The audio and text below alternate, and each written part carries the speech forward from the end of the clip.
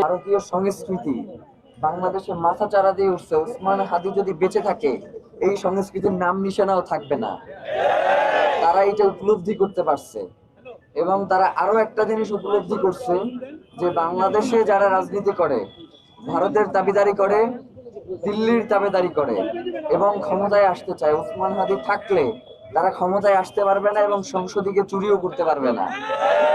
এই সকল কিছু এক সুতোয় গেথে এরপরে হচ্ছে ওসমান হাদিকে হত্যা করা হয়েছে। আমাদের কথা হচ্ছে আজকে 21তম দিন তাকে গুলি করবার। এখন পর্যন্ত এই খুনের সাথে সম্পৃক্ত 21 জনকে সরকার গ্রেফতার করতে সক্ষম হয় নাই। তারা 11 জনকে গ্রেফতার করেছে।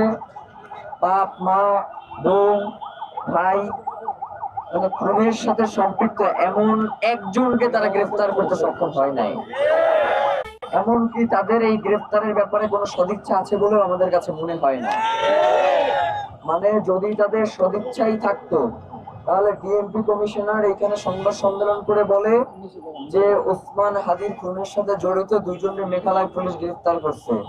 মেঘালয় পুলিশ বলতেছে এইটা একদম সিরেফ বানোয়াট কথা, এখানে কেউ আমরা গ্রেফতার করি নাই।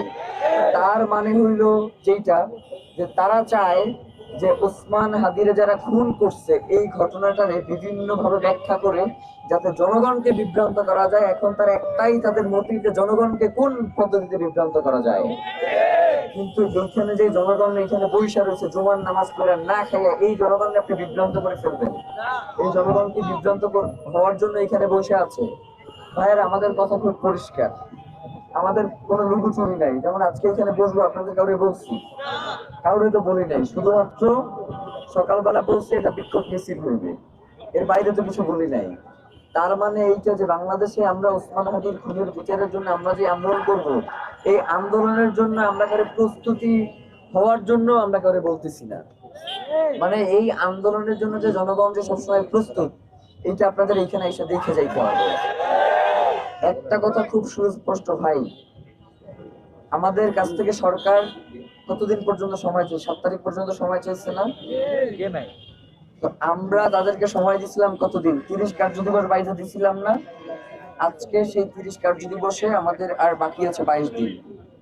আমরা ওই কার্যদিবস ধরেই আগাইতেছি। সরকার কি বাইধা দিল, সরকার কি বাইধা দিল না, এই দিকে আমাদের আর ভ্রুক্ষেপ করা চলবে না। আপনাদেরকে একদম স্পষ্ট করে বলি, আগামী 30 কার্যদিবসের মধ্যে যদি সরকার এই খুনের বিচার কার্য সম্পন্ন করতে ব্যর্থ হয়, তাহলে আমরা 30 কার্যদিবসের পরে সরকার পতনের আন্দোলন শুরু